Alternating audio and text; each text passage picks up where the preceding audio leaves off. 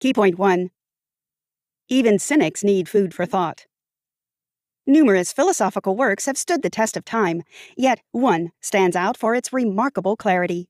Unlike many dense philosophical texts, Nietzsche's approach is concise, lively, and engaging. Instead of imposing a particular ideology, he urges his audience to question prevalent stereotypes in the modern world critically. Nietzsche drew inspiration from many sources, notably Arthur Schopenhauer, Richard Wagner, and Paul Rée.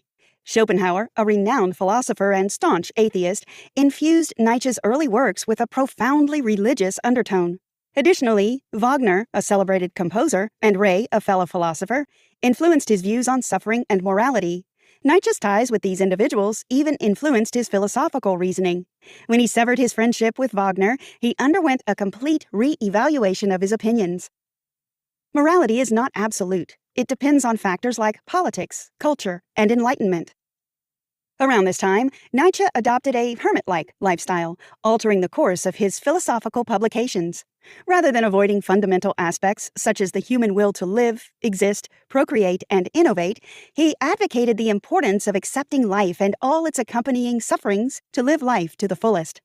For most of his life, Nietzsche relentlessly challenged nearly every prevailing doctrine and ethos that governed human existence in modern Europe. By the end of his life, his body of refutations culminated in him saying, yes to life, its hardships, disparities in social strata, pain, and the inevitability of a sad life. Nietzsche gained widespread acclaim as an outstanding thinker. His writings now present the philosopher's mind and ideas in their entirety. Peruse this summary to plunge into his prophetic ideologies about morality in a civilized society. Key point 2. On philosophical prejudices and free-spirited philosophers. Philosophers have an affinity for shaping life in their image and imposing their views on their followers. Nietzsche, for instance, saw Stoicism as a form of self-imposed tyranny, ignoring the significance of personal passion and pain. To him, it represented a form of self-humiliation done merely to display superiority and power over others. Philosophers built castles in the sky under the guise of formulating plausible theories. However, when they occasionally came back down to earth, they brought many questions that could have been answered in a few words. In Nietzsche's view, philosophers were trying to safeguard their positions. His stance is understandable, considering his perspective on his intellectual predecessors and peers. For example, he thought several philosophers indirectly justified criminals in their works. Why? Philosophy demands a well-rounded approach to all human endeavors, including moral and immoral aspects. Thinkers carve out their niche by advocating for either side, but some philosophers delve into the realm of corrupted minds, rationalizing their actions. Contrary to popular belief, a thirst for knowledge is different from philosophy. As part of the philosophizing class, Nietzsche had some thoughts about humanity. In short, he didn't conceal his disapproval of society. He believed people avoid grappling with life's hardships, especially suffering. Instead, they avoid it and thus prevent themselves from becoming complex beings. He argued that the average individual would readily adopt dogmas about the existence of God and how he interacts with humans, with all their stereotypical constructs. Yet that same person would use every opportunity to misinterpret, let's say, scriptures, to fit their views instead of embracing the teachings as they are. Nietzsche championed human autonomy, insisting that the barricades of morality should not obstruct a person's journey of self-discovery and fulfillment. Moreover, he argued that the pursuit of truth is futile for thinkers, naive observers, moralists, and humanity. According to him, the truth is subjective and aligned with individual beliefs. But despite his radical notions, his ideas gained limited recognition during his lifetime. Had he foreseen the extensive reach of his posthumous influence, he may have approached his opinions with a touch of conservatism. Key point 3. The one who rationalized heaven. In the 18th century, the Industrial Revolution and reformed economic relations started to change people's lifestyles and beliefs, including religion. But religion couldn't avoid this time of change, which has been reflected in literary and philosophical texts. When it came to religion, Nietzsche was the one to proclaim its rudimentary character. He fervently argued against what he perceived as a decline in spirituality, especially among the European Christians of his era. As a freethinker, he felt that many exploited religion, utilizing it as a convenient channel to exert their will while neglecting its rigid forms and structures. However, he proposed a paradox. Even though religion promotes virtues such as spirituality, humility, and modesty, it ultimately dampens the innate potential of individuals, leading to a dilution of human capabilities and aspirations. Nietzsche believed that many religious leaders lacked intellect and originality. Still, given the Church's societal contributions to Europe's development, Nietzsche did not shy away from acknowledging its merits. Nonetheless, he thought humanity could better exercise judgment and morality if allowed to make decisions based on the inclination of their intuition. Faith fulfills our need for joy, optimism, and hope despite the world's cruelty. Nietzsche also drew inspiration from various texts, including the Bible. Many of his quotes originate from Scripture. For instance, one of his statements illustrates the relationship between religion and intellectual understanding. In his view, every living person, regardless of their concept of theism, strives to assert their influence, power, principle, and personal inclinations in everything they do. To be clear, Nietzsche never argued in favor of religion's abolition, but he criticized shallowness, pleasure, and patriotism as distractions from higher values. To him, Christianity encouraged weakness, fragility, and the acceptance of subservience. He believed that Europe would eventually decay if Christian values continued to prevail, essentially asserting that God is dead in the eyes of his followers.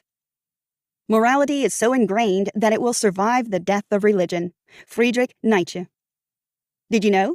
Though frail in health for most of his life, Nietzsche's mental state deteriorated significantly after seeing an old horse being whipped on the street. His thoughts on morality transcended not only humanity, but life itself. Key point 4. On the history of morals and the plight of scholars. Setting up moral systems was not something Nietzsche would do in his philosophy.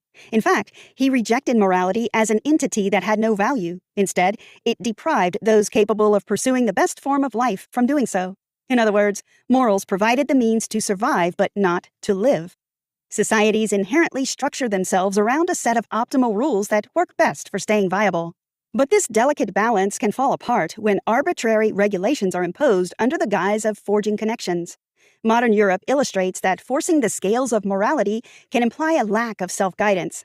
This viewpoint suggests that contemporary legalistic philosophers envision humans as slightly elevated yet untamed beings, prone to run loose without constant oversight. From Nietzsche's perspective, fabricating social codes is disrespectful. He advocated that irrespective of the structures that come into play, hierarchies will naturally form based on individual potential, abilities, and wealth. For example, efforts to assert equality among humans as one of the pillars of morality are doomed to fail as the concept is contrary to the laws of nature. We wish for equal treatment for all humans, but does that reality ever happen? These are some of the loopholes that Nietzsche found in institutionalized morality. Philosophers often remain misunderstood, appearing enigmatic and mysterious. Only a few have gone down in history as self-assertive. Instead of direct proclamations, philosophers discreetly guide others to see things from their perspective. Nietzsche often stated that he preferred to be misunderstood, or, simply put, be understood with deliberate effort. He believed that the flames of philosophy might fizzle out in the future. As a result, he claimed that the philosophers of his time used to shy away from skepticism. They would rather preserve the dogmas and ethos of their time in the status quo. Philosophy is difficult, if not impossible, to teach. It's a journey of self-discovery that leads individuals to different destinations. Nietzsche also felt that most people see philosophers and their scientific counterparts similarly. However, he endeavored to clarify that philosophers embody several undefined specialties. They are knowledge personified. On the other hand, scientists lack the freedom to be as free-spirited as philosophers. Instead, they often specialize in a field and are guided by a series of occupational dogmas. Key point 5. Virtues vary with the caste in human societies. At all times, virtues defined the cultural and moral direction of civilizations. The values of our present society reflect those we encounter from our various influences. The moral aptitude of our ancestors most likely rubbed off on us. Despite recognizing their integrity, many remain vigilant for their potential lapses. Hence, Nietzsche advises a virtuous soul to avoid making the less moral feel guilty for falling short of morality. Virtue can be collective or individual. In the committee of people, collective worth trumps individual preferences. Perched on his philosophical stool, Nietzsche argues that being righteous could be counterproductive. He contends that some roles require the assertiveness of a brute beast to force people into aligning with your goals. A military dictator, for example, cannot afford to be pro-virtue, as it negates his very cause and purpose. Expanding on this, Nietzsche extends this notion to gender roles and equality. He spoke about how women are driven to seek careers for themselves and build a respectful image. Despite being written in the 19th century, Nietzsche's works seem prophetic, foreshadowing the empowerment of 21st century women who now enjoy enhanced rights and opportunities due to the endeavors of their past advocates and their own actions. This change is probably the product of democracy's prevalence in virtually every corner of the modern world. But don't let this remark deceive you. Nietzsche was a stark misogynist. For him, women's attempts at emancipation were laughable, and their refusal to act charmingly was almost offensive. And speaking of politics, Nietzsche scrutinized how 19th century European democracies treated Jews, thus revealing the existence of collective virtue, a standard of ethics a group of people upholds.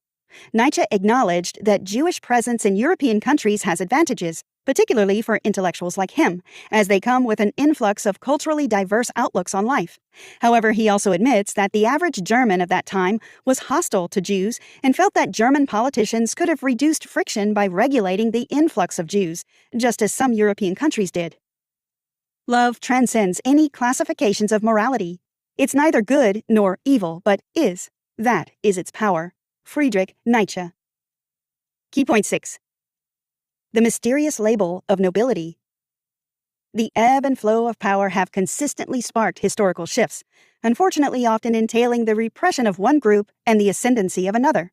In turn, this perpetuates the depletion of the less privileged, as entities like oligarchies wield enduring influence. Even amid societal advancement and the abolition of slavery, the order of subversions still stands, albeit in subtle forms. It is, however, interesting that Nietzsche and thinkers like him saw hints of this as the eventual path for humanity. Nietzsche did not believe that the brutal injustices that plagued and still plague societies resulted from uncivilization. In contrast, he stated that oligarchies are the very fabric of society, which must be checked and prevented from swerving toward either of two extremes, lawlessness and anarchy. In pursuit of a general rule of morality that applies to human society, Nietzsche discovered that there were no virtues he could describe as definite in morality. Nevertheless, he classified most virtues into two categories, master-oriented and servant-oriented. Under any set of conditions and irrespective of time and civilization, Nietzsche believed morality is either of the two types. For example, master-oriented morality includes strength, ambition, daring, and open-mindedness. It stretches beyond the simple terms of good and evil. We should cherish the first and eradicate the second. For Nietzsche, noble and powerful people lead the master-oriented morality, while people who are weak, cowardly, and narrow-minded are bound to the servant-oriented character. These servants don't seek correspondence with their masters through development, but wish to vilify all virtues created by them. As a result, the servants presented by Nietzsche are cynical and pessimistic. Being noble often entails embracing a sizable dose of egoism, as nobility rarely coincides with servility. A noble soul, however, has likely accepted the necessity of exercising its will to power, a concept Nietzsche established, even in apparent humility or piety. The noble individual acknowledges that they will inevitably leave troubled people in their wake. Consequently, every individual a noble soul encounters is viewed as an aid, an obstacle, or a refuge. Finally, Nietzsche also criticized philosophers for claiming mastery in the pure pursuit of truth. He believed the finest philosophers had their values, morality, and nuances intertwined with their teachings. No doubt he embodied this nature too. After all, you practice what you preach. Conclusion. On the self, Friedrich Nietzsche criticized philosophy for failing to grasp consciousness and morality. He believed that humans linger between choice and fate, questioning free will. Regarding value, he discovered that morals vary with culture, geographical location, enlightenment, and time. This constant shift in the paradigm of morality made him wonder why we guard these principles so fiercely. As for suffering and empathy, Nietzsche exposed the instability of goodness, values, and morality. Empathy can be dispensed to the weak, while the powerful can trick them into obedience. For him, suffering was a privilege that led to a more organic and mature objective in life. Concerning religion, Nietzsche is the source of the famous saying, "God is dead," which has been adopted by many 21st century atheists. However, many have quoted this phrase out of context. The complete version is, "God is dead, and we have killed him," which implies people's faulty perception of divinity. There's a story about a pupa struggling to escape its cocoon and hatch into a beautiful butterfly. In the garden where this transition was about to take place, the garden owner noticed the struggle and helped the butterfly emerge. However, the butterfly died soon after. The gardener's friend, a biologist, later explained that his intervention during the symbolic phase of the butterfly's development likely caused it to lose its innate power and will to live. Nietzsche articulated this very idea in his concept of will to power. He believed that humans attain intellectual, religious, physical, and even political power only after becoming refined in the necessary furnace of suffering. Try this.